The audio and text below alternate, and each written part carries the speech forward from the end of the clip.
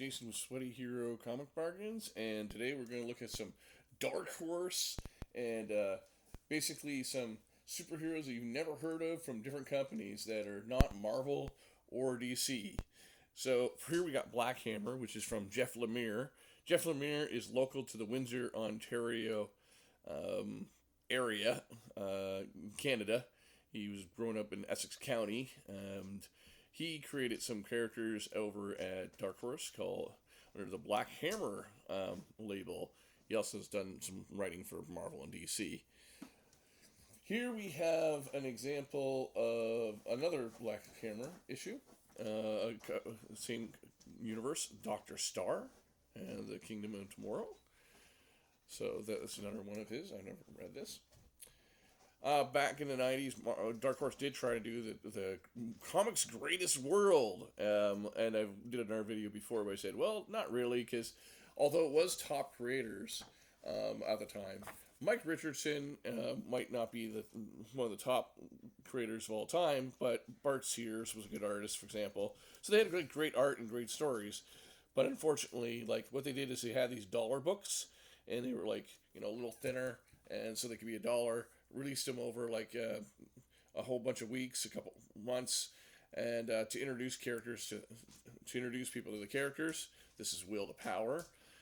They also had the most famous characters are Ghost, was cool, and X, not X-Men, but like X was kind of like a Batman type character, and well, basically they did, except for Ghost and X and a few others, they didn't last that long, but they are cool to read, and you can find some interesting creators part of the team. This is Catalyst, which is kind of their superhero team. And Titan was another character from their universe as well. And let's see here. Again, like I said, like some of the writers and artists weren't like the most popular, so even though it said Comics Greatest World, I think that maybe I'm wondering, maybe if they had said Dark Horse Heroes, you know what I mean, then there wouldn't be this expectation of comics' greatest world. It's like they oversold themselves. I wonder if they had said Dark Horse Heroes instead of comics' greatest world, had the expectation been lower. But I also think that at the time, the 90s was a busy time. This is 1994. So people forget. That's one of the things I really think about the 90s, is that 90s, you had Image Comics, you had Valiant, you had the Ultraverse, you had Impact Comics in the 90s. There was so much, tons of stuff that happened in the 90s in terms of new universes that were starting. But ironically, not Marvel's universe. This is an issue of ElfQuest.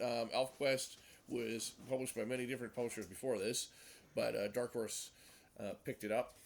Wendy Pindi and Wendy and Richard Penny doing the story, but it is copyrighted with them. It was under Warp Graphics. Warp Graphics used to be their publisher. So that's kind of like very much like fairy tale stuff and fantasy, very much fantasy. Wouldn't necessarily call it in the Lord of the Rings kind of vein. I would. It looks closer to like an anime to me. Then we have the Phantom, which is a classic hero in comic strip, and DC was publishing it back in the early 90s. Oh, that says 89, so, okay. Techno Comics was a science fiction themed comic company. They had Leonard Nimoy Creations. Sorry. That's right, Leonard Nimoy Spock had created Primortals, which was like, involved dinosaurs. This is Mickey Spillane's Mike Danger, and Max Allan Collins did the story as well. So Max Allan Collins, co-creator, and these are like science fiction stories. This one looks like an evade or like a Blade Runner or something to me. Then you have Innovation. You can see that this is not even this comic by Innovation is actually not the same height as other comic books published at the time. Compared to a DC comic. So you can see it's a little shorter, just at the edge here. So this is Hero Alliance. This was published by Wonder Comics at one point with issue 1, and it says for sophisticated readers. So this is like a late '80s superhero entry, and I would say the '80s were more independent comics that you were trying to broaden the horizons beyond just superheroes or other characters. But the ones that did do superheroes were trying to make it more for mature readers and for the teenage and young adult and adult readers. Ron Lim did the art on this. That's kind of cool because Ron Lim went later on to do superhero Spider-Man and X-Men X-Men 2099 and all kinds of Marvel titles. So David Campty was well known as the writer for and part of Innovation Comics. So here's another issue of Hero Alliance. I decided that I wanted to try these. These were all in the corner bin. So this is Fighting American, and this is a character Jack Kirby created, and it is very much like Captain America.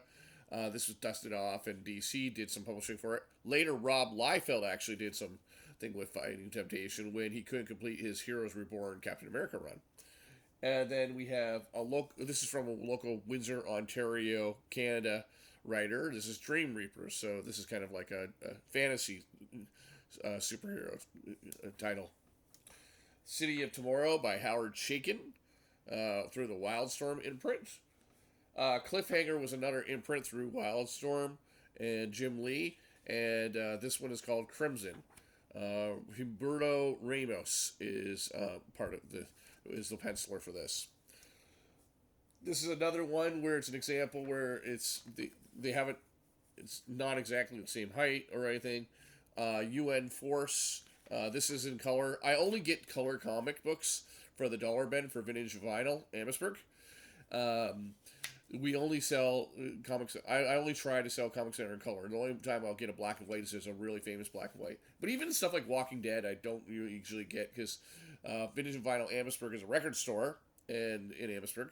And while we sell dollar comic books, we only sell like maybe 10 long boxes of dollar comic books. So I do not buy anything beyond superheroes and kind of mainstream sci-fi and stuff. And then some weird things like this. Toy Boy is from Continuity Comics and Neil Adams line of comics, and if you are someone who's a fan of Neil Adams, you'll pay attention to how there's a similar art style to all these books, kind of like that. That's a famous thing that Neil Adams would do about drawing outside the panels. But even though Neil Adams not drawing it, there's a house style for his comic book line. This is by Bill Tucci, who did Shi, S-H-I, the Japanese hero. There's a spin-off character called Tomo. And then we have, from Caliber Comics, we have Stormquest. And I thought I'd end this video off with Sergio Aragon's The Mighty Mangor, which was published by Malibu. And then Sergio Aragon's Gru the Wanderer, which was published at one time, a long time, through Marvel as part of their Epic line, which did create our own stuff, and then has been at Dark Horse now for many years. It was on Image for a while too. Take care and stay sweaty.